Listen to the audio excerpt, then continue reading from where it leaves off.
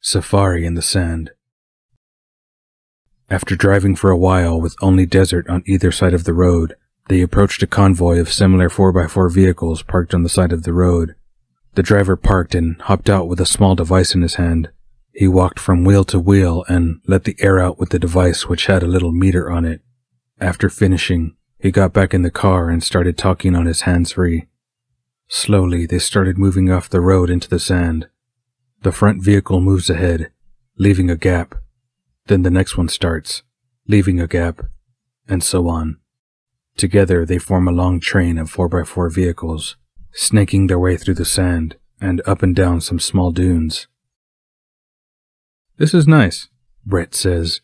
"I expected bigger dunes, but this is fine."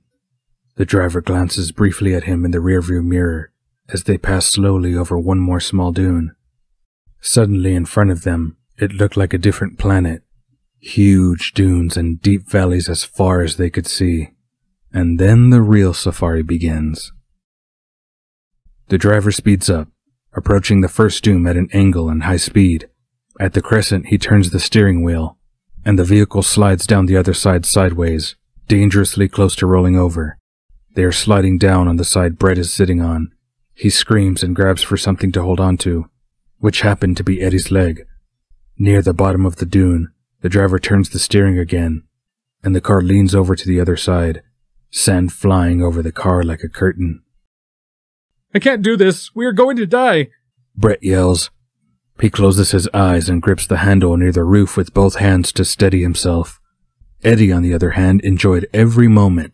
He laughed and cheered and occasionally urged the driver to go faster. After what seemed like forever to Brett, the vehicle slows down. He slowly opens his eyes. He can see all the other vehicles parked haphazardly all around. "We stop here a bit," the driver says. "Sun going down, you take photos." Brett almost falls out of the 4x4. His knees are wobbly after the scary ordeal. He takes one more step forward and his foot sinks into the sand up to his knee. He sits down to take his shoes off. They are now filled with sand anyway. He shakes out his shoes and socks, tucks the socks inside one shoe, and tries to get up. No luck. The sand is so smooth that he can't get any grip. "Here," Eddie says, as he holds out a hand to help Brett up. Brett is still not stable on his feet, but he manages to shake all the sand off his bum before trying to walk to the edge of the dune they parked on. Eddie is sure he has never seen anything so amazing in his life. As far as he could see, the dunes lay like waves in front of them. The setting sun colored them gold and pink and blue. He takes a few photos, and then he notices Brett disappeared.